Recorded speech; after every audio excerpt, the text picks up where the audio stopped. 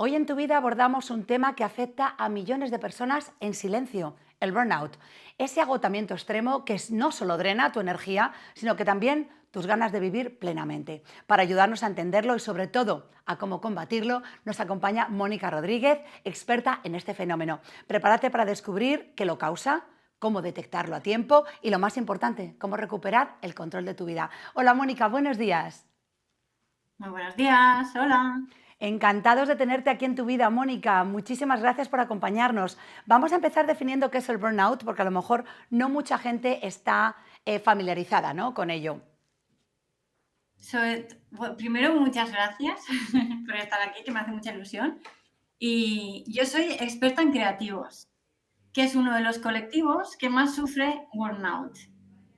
En otros es como más conocido desde hace años, incluso tienen protocolos que son, por ejemplo, todas las profesiones que tengan un componente vocacional. Médicos, enfermeras, educadores, gente que trabaja en ONGs, cuidadores. mm, Ese es el común denominador. ¿Y qué es el burnout?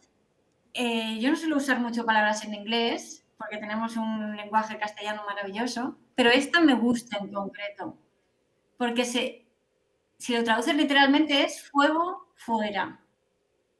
Te estás quemando por dentro por temas de estrés y acaba teniendo síntomas fuera. Empiezan siendo físicos y luego acaban en lo que tú has comentado, que se te van las ganas de vivir y llegas a la depresión y a la apatía profunda.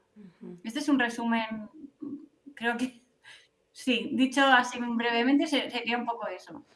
Mónica, ¿cómo podemos hacer para distinguirlo? Porque en las vidas que llevamos hoy hay muchos trabajos en los que tenemos que aguantar mucho estrés. ¿Cómo hacemos para distinguir si es un estrés común o si estamos con el síndrome de burnout? Súper sutil la diferencia.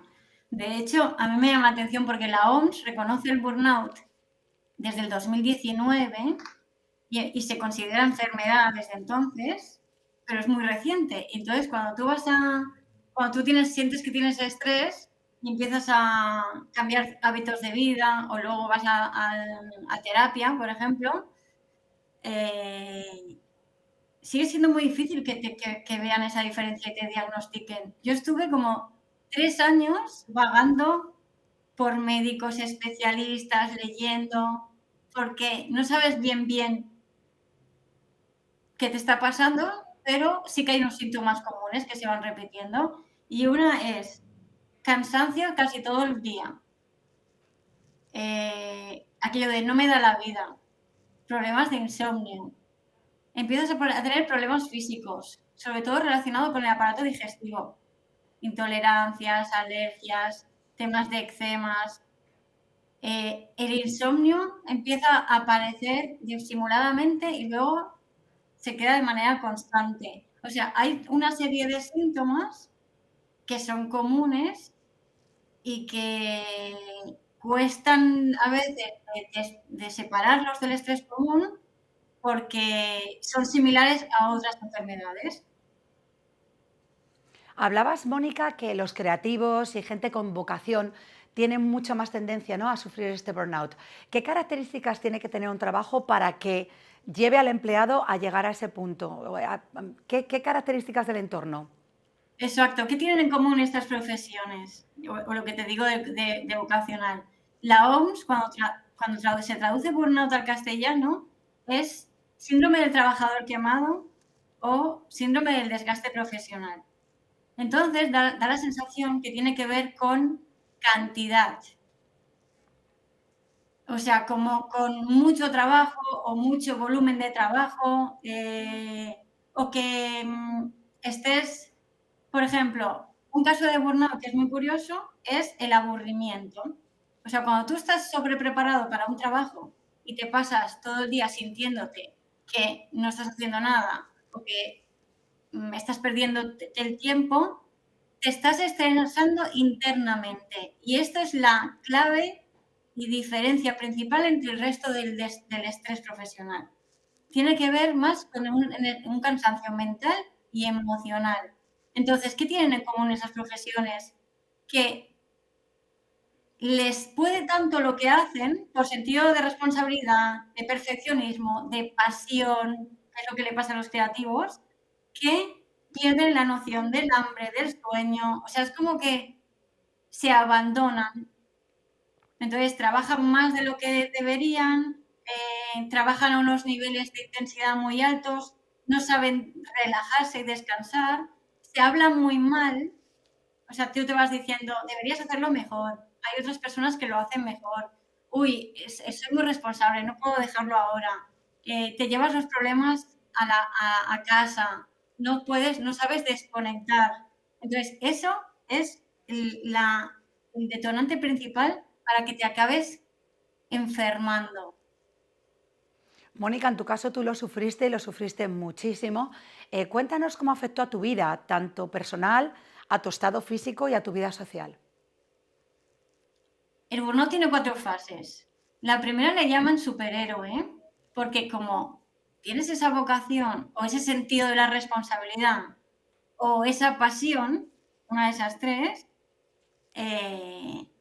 pues te generas el estrés, en sí no es malo. O sea, te hace reaccionar, es súper productivo, te crees que puedes con todo porque solo con esa pasión o responsabilidad lo vas a conseguir. Entonces, en la primera fase todo parece maravilloso. Y luego vas pasando la segunda, tercera y cuarta. Entonces, en la segunda empiezas a tener esos síntomas físicos, lo que te digo de cansancio, insomnio, problemas digestivos. Y en la tercera ya empiezas a tener problemas de irascible, apatía, cosas que se parecen como a depresión. Y en la última hay casos tan graves de gente que se enferma y nunca se vuelve a recuperar y que incluso se quedan en la cama en estado vegetativo y algunos incluso se suicidan. Yo me quedé en el estadio 3 y en mi caso la consecuencia directa fue síndrome de fatiga crónica, que es que sientes fatiga todos los días más de 6 meses. Y lo que significaba a mí en mi vida fue que había días enteros que no podía trabajar o no me podía levantar de la cama. Otros días trabajaba media hora y parecía que había estado trabajando todo el día. Y invade todo. Primero se carga tu trabajo y ya no sirve ni la vocación, ni la responsabilidad, ni nada. O sea, te vas anulando como persona y eso va contaminando toda tu vida. Te vas aislando, tienes ansiedad social, no quieres ver ni a las personas que más quieres en este mundo, todo te cuesta una montaña y por eso se suele confundir con la depresión, porque llega un momento que nada te importa, nada te hace ilusión, no quieres pasar tiempo ni con las personas que más quieres y solo quieres desaparecer de este planeta. Mónica, agradezco mucho que compartas esta experiencia tan personal y tan íntima para que pongamos en perspectiva la magnitud de este problema. Poco se habla de él y, como tú bien has dicho, hay personas que hasta incluso llegan a quitarse la vida. Es un problema muy serio del que poco se habla y que esperemos desde aquí, desde tu vida, dar herramientas para que la gente lo pueda detectar. Mónica, dijiste que en tu caso estuviste 3 años yendo de un lado para otro. ¿Qué le recomiendas a alguien que te esté escuchando que diga, yo tengo estas señales? ¿Qué puede hacer una persona que ha detectado que tiene burnout? Pues mira, algo como lo que estáis haciendo vosotros, primero le diría que buscar información porque me sabe muy mal decir esto, pero aunque la OMS lo haya reconocido, todavía el sistema médico está bastante verde. O sea, esto es una enfermedad y es causa de baja. Y lo que se recomienda precisamente es hacer una baja de meses para resucitarte como persona. Es como una planta que se está casi muriendo y hay que reavivarla. Y es multifactorial. Hay la parte médica, biológica, física y luego hay que combinarlo con terapia, o sea, educación emocional y trabajo personal de autoconocimiento. Entonces, mi recomendación es que la gente haga una pequeña investigación en Internet, porque ya hay información. Entonces, cuando vaya al médico generalista En principio se supone que quien te va a diagnosticar es un reumatólogo o un psicólogo o un psiquiatra. Y luego está medicina general. Entonces, aun a riesgo de que se vaya a ofender ese profesional, de que tú le digas, ay, es que creo que a lo mejor es esto, que a mí me pasó, que se han enfadado conmigo, ir un poco con los deberes hechos, buscar un poquito de información, porque ya os digo que afortunadamente ya empiezo a ver por internet, y hacerse como esa lista de decir, mira, pues yo tengo bastantes síntomas de estos que aparecen aquí, ¿podríamos valorar que me esté pasando esto? Y si no, pues todavía es muy reciente intentar buscar algún especialista que ya tenga conocimiento sobre el tema. O sea, está un poco difícil. Yo me recuperé yo sola al final, porque soy una curiosa, insaciable, me encanta aprender y sabía inglés. Entonces, cuando yo estaba tan mal, que fue 2019 más o menos, en inglés, que suelen ir 10 años por delante nuestro, había mucha información. Y en España, afortunadamente, en estos últimos, desde el COVID, todas las crisis traen cosas buenas, pues desde el COVID ya empezamos a tener más información en castellano.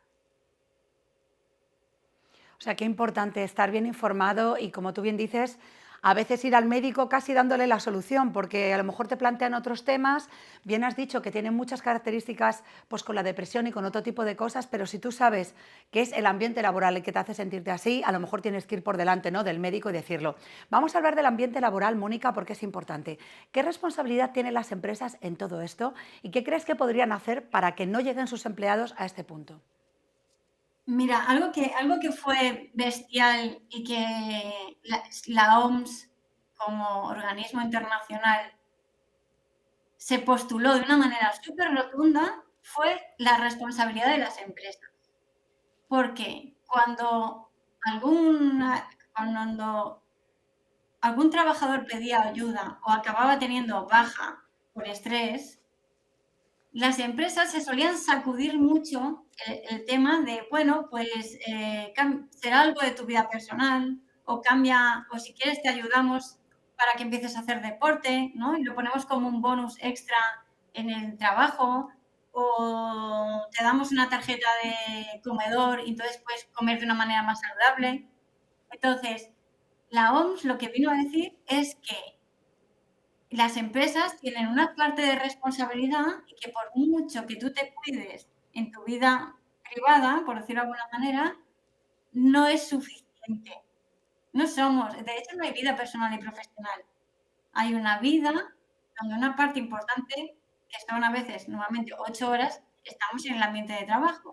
Entonces, lo que decía, si tu trabajo va más allá de tus facultades o habilidades clínicas y blandas, si va a estar muy por debajo, si no hay horas para... En Francia, en España, ya hay el derecho a la desconexión por ley, porque se ha demostrado que si yo estoy conectado todo el rato a algo relacionado con el trabajo, mi cerebro no descansa y está en alerta constante. Entonces, no puede, pues eso, recargar la energía y dormir y resetear y volver a estar bien y productivo. Entonces, por ejemplo, en esa ley del trabajador a la desconexión está que desde el trabajo no te pueden llamar fuera de horas de trabajo. Esto no había pasado antes, nunca. Que tienes un móvil y como tienes un móvil te pueden llamar a cualquier hora, incluso los fines de semana. Entonces, la OMS vino a dejar claro de, señores, las empresas tienen una parte de responsabilidad y el trabajador por sí mismo otra. Qué importante lo que decías, Mónica, ¿no?, de establecer límites, porque como bien dices, si la empresa te da un móvil, parece que ya estás como sometido a estar disponible siempre y cuando ellos quieran, ¿no? Qué importante poner esos límites. Ya vamos a ir llegando al final de esta entrevista. No me gustaría que nos despidiésemos, Mónica, sin dar ánimos a alguien que pueda estar escuchándonos y se siente identificado. Te iba a preguntar si del burnout se puede salir, pero tú eres un claro ejemplo de que sí se puede. Danos pasos para cuidarnos y para no llegar a ese punto. La palabra la has dicho tú, límites. Entonces, primero empezar por autoconocimiento. Cuando yo me conozco muy bien, me pasan dos cosas. Sé cómo cuidarme y sé cómo hacer respetar mis necesidades, ya sea en el ámbito personal como de trabajo. Entonces, eso es la prevención. Y cuando ya te has quemado, aun en la fase que estés, los 3 pasos son, primero, autocuidado otra vez, físico, o sea, lo que todos sabemos, pero que nos lo saltamos. O sea, dieta saludable, caminar, dormir las horas que tocan. Después, herramientas de educación emocional y de gestión del estrés. Y por último, terapia, psicoterapia, que te ayude a ver por qué no puedes, por qué tienes baja autoestima, por qué no puedes hacer respetar tus límites, por qué no sabes decir no, por qué haces que todo vaya antes que tú, las personas, tu trabajo, por qué te pones a ti al final de la lista. Y en ese orden, cuerpo, mente y tu personalidad o tu naturaleza o tu alma, llámalo como quieras. Mónica, te agradezco muchísimo el tiempo que nos has dedicado, te agradezco que hayas recordado aquel momento tan duro que viviste en 2019 y que por suerte conseguiste superar, como tú bien has dicho, informándote tú misma, siendo curiosa, queriendo salir de esa situación, y animamos a todos los que estén en esta misma situación a dar los pasos valientes que tú diste y a poder salir y recuperar plenamente Constancia, su vida. constancia, mucho apoyo y pasitos muy pequeñitos y al revés, te cambia la vida. O sea, no es que quieras volver a ser la que eras, porque eso te quemó. Vas a ver una versión mucho mejor de ti misma y tu futuro será mucho mejor incluso. Mónica, muchísimas gracias, te deseamos de nuevo mucha suerte con todos tus proyectos y gracias por haber estado en tu vida. Muchísimas Un gracias. placer, un enorme abrazo a todos. Un enorme abrazo, Gracias. Mónica. Besos fuertes.